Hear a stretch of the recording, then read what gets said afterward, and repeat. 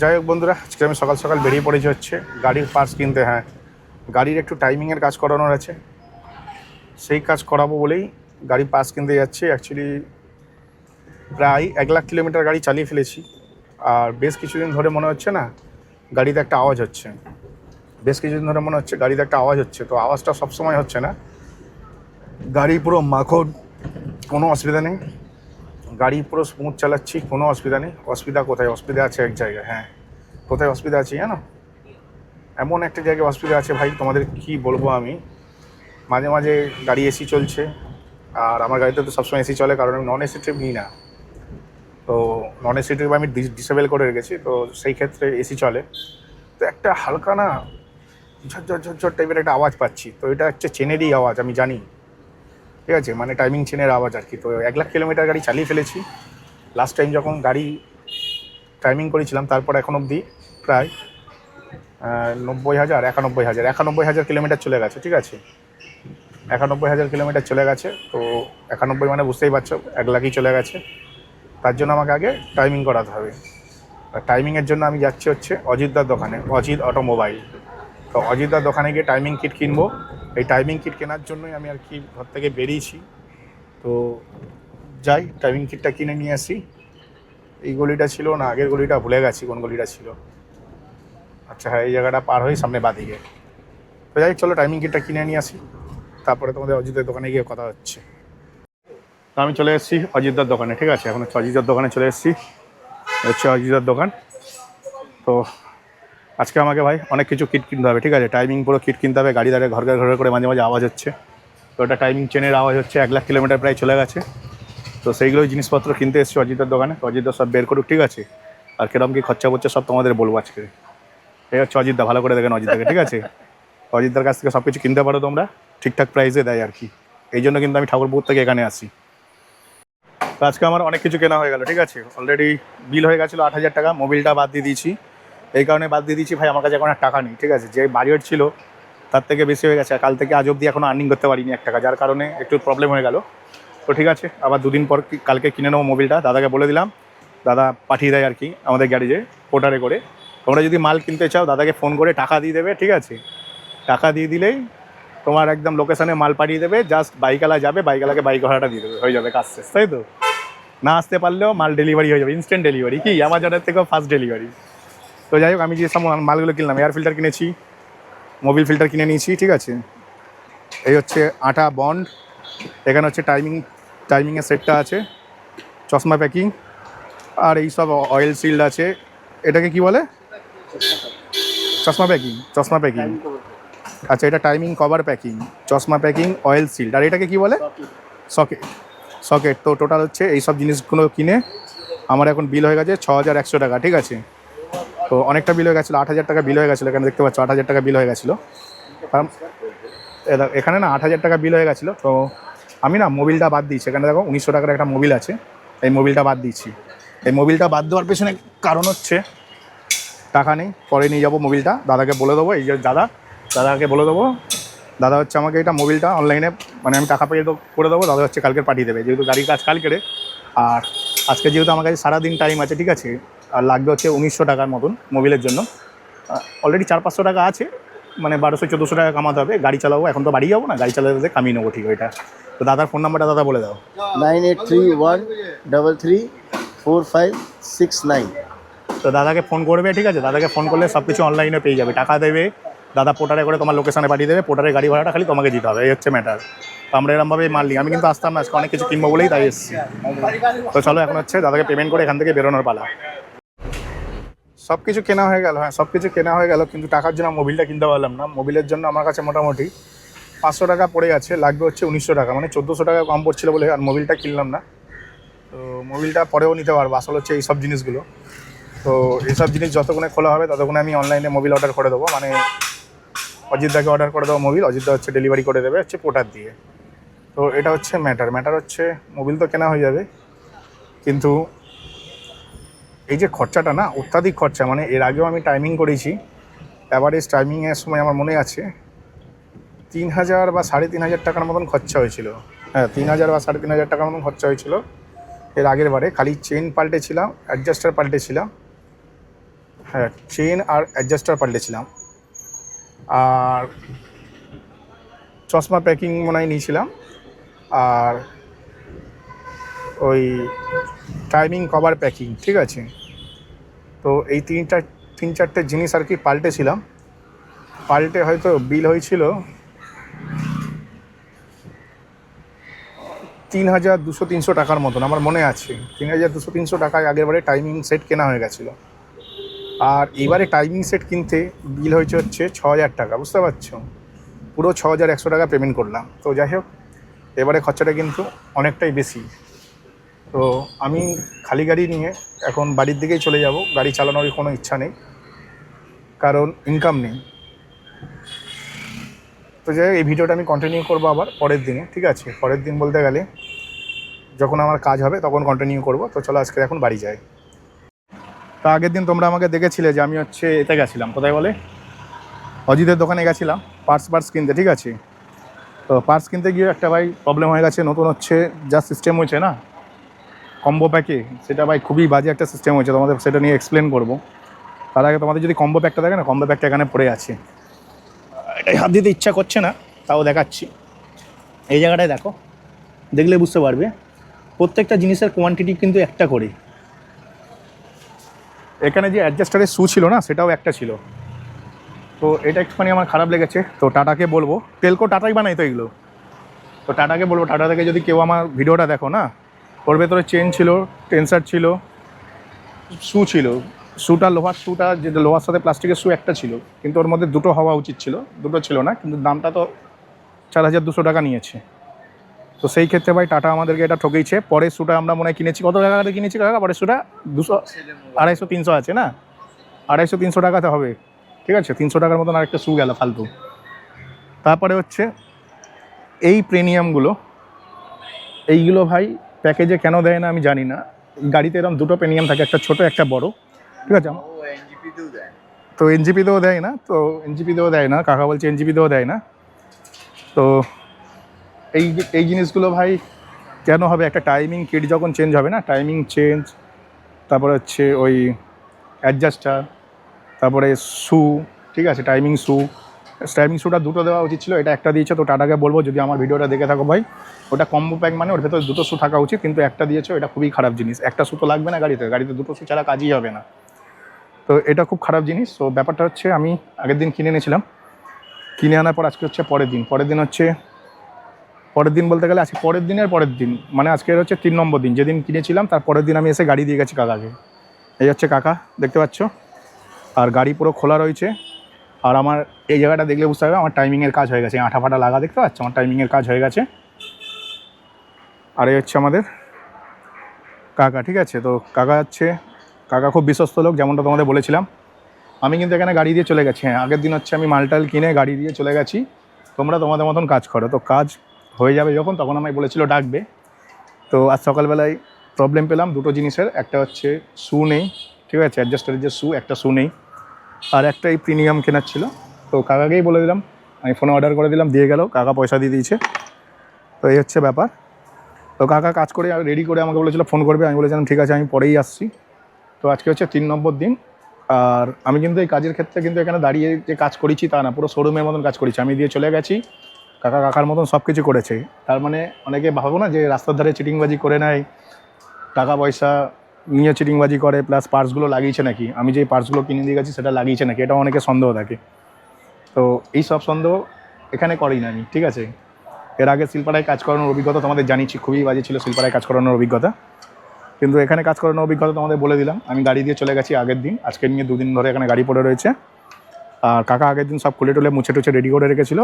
আর আজকে বলেছিল যে কাকার ছেলে আর কাকা দুজন মিলে কাজ করছে, ঠিক আছে।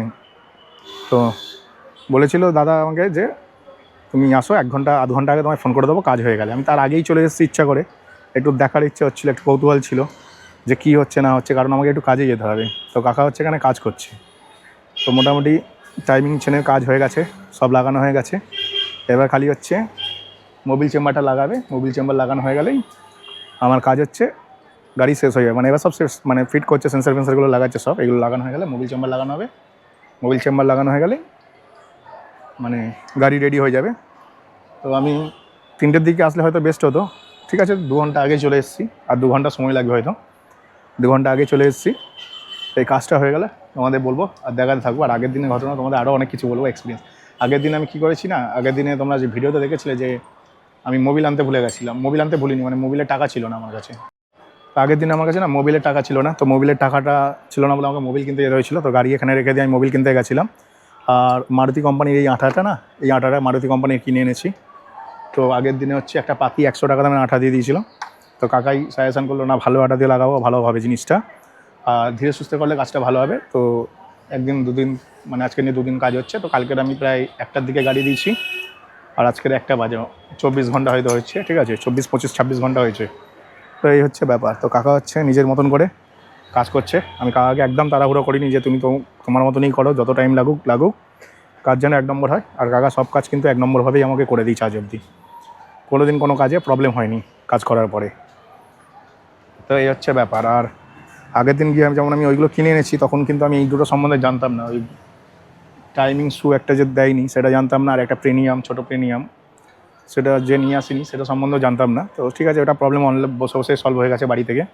এই যে একটু এক্সট্রা খরচা হয়েছে, ক্যাব ভাড়া দিতে হয়েছে। পোর্টারে করে যে ডেলিভারি করে যায়, তো পোর্টার ভাড়াটা দিতে হয়।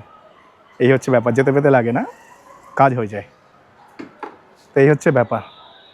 তো এখন হচ্ছে কাজ চলছে, তো কাজ হোক ধীরে সুস্থে, তারপর তোমাদের আমি পরে বলবো। এখন অবধি কিন্তু আমার খরচা হয়ে গেছে 8,500, হ্যাঁ 8,500 টাকা না খালি মাল লেগেছে। ঠিক আছে, এখনও কুলেন কিনিনি, কুলেন নেই ভাই আমার কাছে। আজকের দিনটা ভাবছিলাম একটা কুলেন ছোট্ট কিনে আনলে হয়তো 100 টাকা দামের। তো দেখা যাক কী হয়। 100 টাকা তো এখানে কুলেন পাওয়া যায় না, মানে ভবানীপুরে পাওয়া যায়। তো ভাবছিলাম ফার্স্টে একটা ট্রিপ মেরে নিয়েই ভবানীপুর থেকে কুলেন কিনে গাড়িতে কুলেন ঢেলে নেবো। তো এখানে কিন্তু টাইমিংয়ে লক পক করা আছে। ঠিক আছে, কাকা এখানে কাজ চলছে।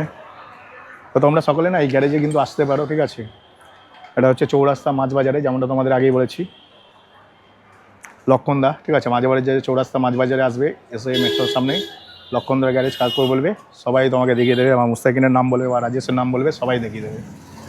তো এই গ্যারেজেই গত 7 বছর ধরে আমার গাড়ি কাজ হচ্ছে। কারণ প্রথম বছর তো আমি শিলপাড়াতে ভাই প্রচণ্ড ঠকিছে, তারপরে আমি এখানে এসেছি, এই যে এখানে ঢুকলাম, 7 বছর ধরে এখানেই রয়েছে। আর এখন আমার সাথে এরকম হয়ে গেছে যে আর ওই গাড়ির কাজ, মানে কী বলো, মিস্ত্রি কাজ করবে, মিস্ত্রি পেছন পেছন পড়ে থাকবো সারাদিন ধরে, সেসব আর করতে লাগে না। কারণ ওই বিশ্বাসটা তৈরি হয়ে গেছে এখানে। মিস্ত্রিকে দিয়ে চলে গেলাম, কী লাগবে বলো, কোনো প্রবলেম হলে ফোনে বললো। যেমন আমাকে আজকে সকালবেলায় ফোন করলো যে প্রিমিয়াম নেই আর অ্যাডজাস্টারের একটা শু নেই। তো আমি ফোন করে দিলাম দোকানদারকে, দোকানদার পাঠিয়ে দিল, কাকা পেমেন্ট করে দিল, এই আর কি ব্যাপার। ঠিক আছে, আমি হচ্ছে গাড়ি ডেলিভারি নেওয়ার সময়ই এসেছি। তো ভাবলাম যে একটু তাড়াতাড়ি যাই। অ্যাকচুয়ালি হেঁটে হেঁটে আসবো ভেবেছিলাম, তোমরা সকলেই জানো আমি একটু এক্সারসাইজ করি। আর হাঁটলে পরে যেটা হয় হচ্ছে পেটের চর্বিও কমে, এনার্জি লেভেলও ভালো থাকে, আর ব্যাকটা স্ট্রং হয়। তো যার জন্যই আমি হাঁটি। তারপর বৃষ্টি হচ্ছিলো বলে হাঁটিনি, নয় আমার অ্যাকচুয়ালি আরও 1 ঘন্টা পর আসার কথা ছিল।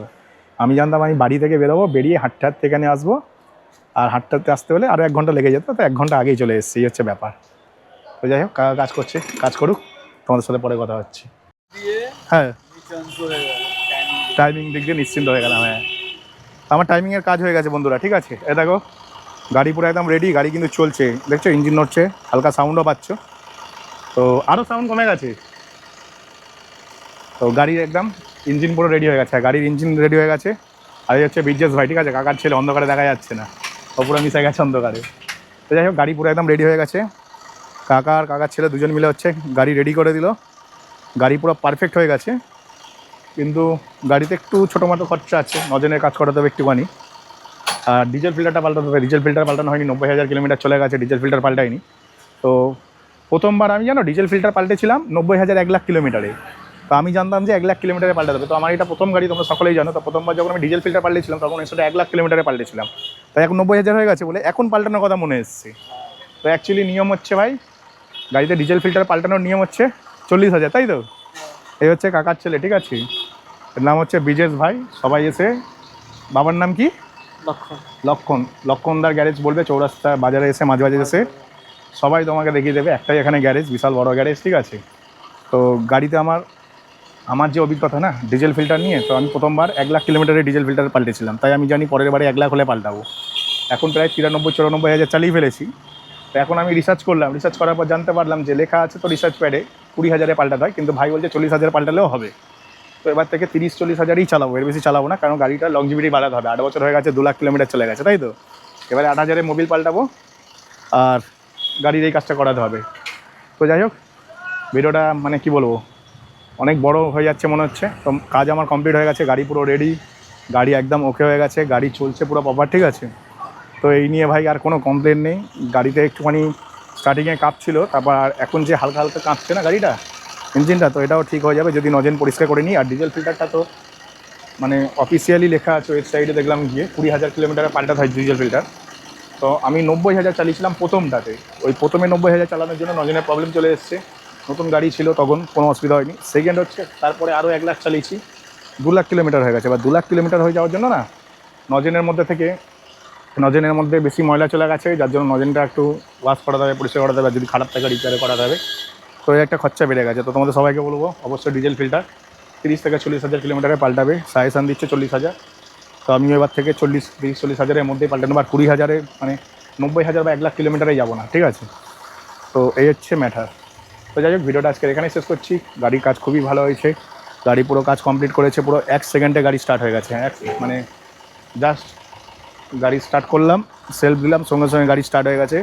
গাড়ি খুবই ভালো চলছে। এখন মাইলেজ কত দেয় সেটা দেখে চালালে বোঝা যাবে। তো খুবই ভালো কাজ হয়েছে গাড়ি, একবারে গাড়ি কাজ হয়ে গেছে, এটা খুবই ভালো কথা। আর গাড়ি কাজ হয়ে যাওয়ার পরে একবারে গাড়ি স্টার্টও হয়ে গেছে, এটাও বিশাল ভালো কথা, ঠিক আছে? তো চলো, ভিডিওটা এখানে শেষ করলাম। ভিডিও ভালো লাগে ভাই, চ্যানেলটিকে লাইক করে সাবস্ক্রাইব অবশ্যই করবে, ঠিক আছে? তো চলো, টাটা, বাই বাই। তো যাই হোক বন্ধুরা, আজকে হচ্ছে গাড়ি সারানো হয়ে গেছে আমার, মানে আগের দিন রাতেরবেলায় গাড়ি সারানো হয়ে গেছে।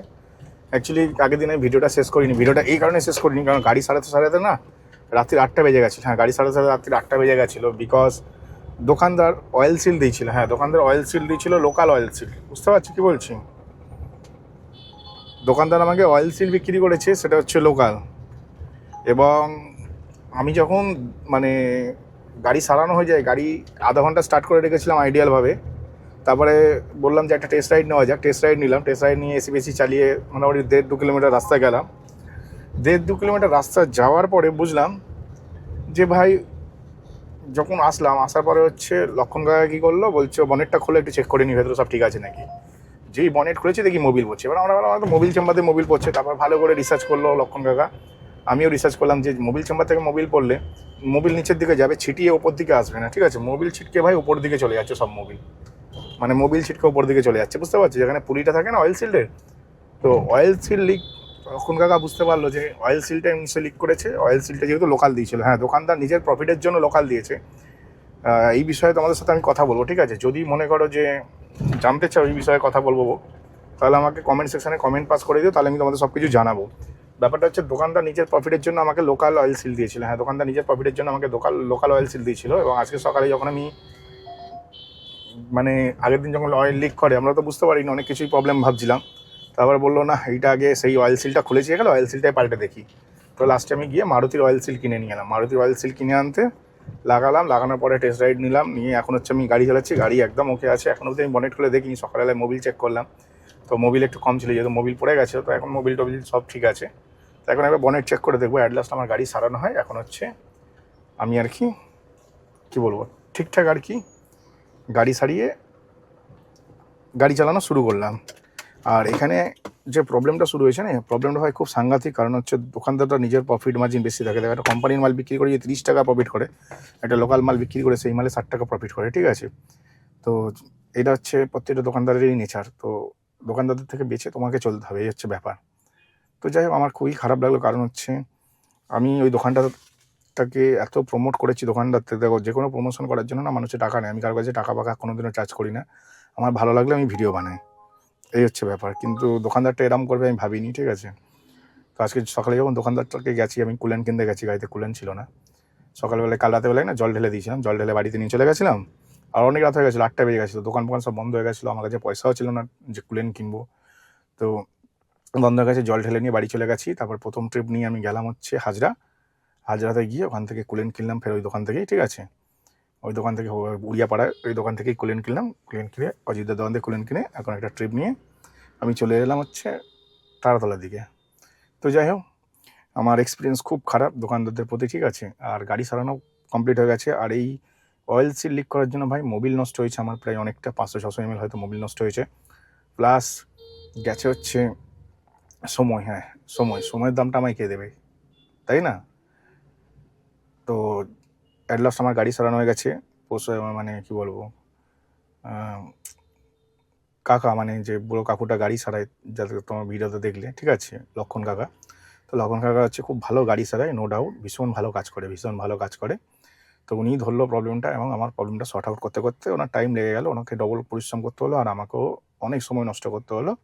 মানে আমার কাজ বিকেল 4টে-5টার মধ্যে হয়ে গেছিলো, আমি আরামসে বাড়ি যেতে পারতাম বা ব্যবসা করতে পারতাম। আর একটা দিন ব্যবসা লস হয়ে গেল অয়েল সিল্টের কারণে। তো অ্যাট লাস্ট আমার গাড়ি ঠিক হয়ে গেল। লক্ষণদাকে যদি রিভিউ দিতে চাই, ভাই লক্ষণদা 1 নম্বর কাজ করে, সবাই ওখানে যেতে পারো, চৌরাস্তা মাঝবাজারে, ওখানে কাজ করাতে পারো। কিন্তু দোকানদারদের থেকে যখনই জিনিস কিনবে, ইঞ্জিনের জিনিস কিনবে, বিশেষ করে গাড়ি ইঞ্জিন রিলেটেড, সব অরিজিনাল নেবে, ঠিক আছে, অরিজিনাল ছাড়া নেবে না। আমার কাছে এখন টাকা ছিল না বলে আমি একটা কুলেন্ট কিনে নিয়েছি। এটা তো বলছে তো টাটা মোটরসের অরিজিনাল কুলেন্ট, তো আমার মনে হয় না অরিজিনাল কুলেন্ট এত সস্তায় পাওয়া যায়। কারণ ভাই 600 টাকায় এটার দাম হচ্ছে 280 টাকা, নিচে হচ্ছে 150 টাকা, ঠিক আছে। তো 150 টাকায় অরিজিনাল কুলেন্ট পাওয়া যায় বলে আমার মনে হয় না। আর যেটা বলছিলাম হচ্ছে, কুলেন্টটা গাড়িতে একটু ভালো কোম্পানির ঢালবে, ক্যাস্ট্রলের যেটা 1 নম্বর কুলেন্ট আছে, ঠিক আছে, ওইটাই ঢালবে। তো আমিও ওইটাই ঢালতাম, পয়সা ছিল না আজকে, এখন এটা দিয়ে কাজ চালাই, পরে কিনে নেবো। তো যাই হোক, ভিডিওটা এখানে শেষ করছি। ভিডিওটা কেমন লাগলো অবশ্যই বলবে। ভিডিও ভালো লাগে বা চ্যানেলটাকে লাইক করে সাবস্ক্রাইব অবশ্যই করে। তো চলো টাটা, বাই বাই।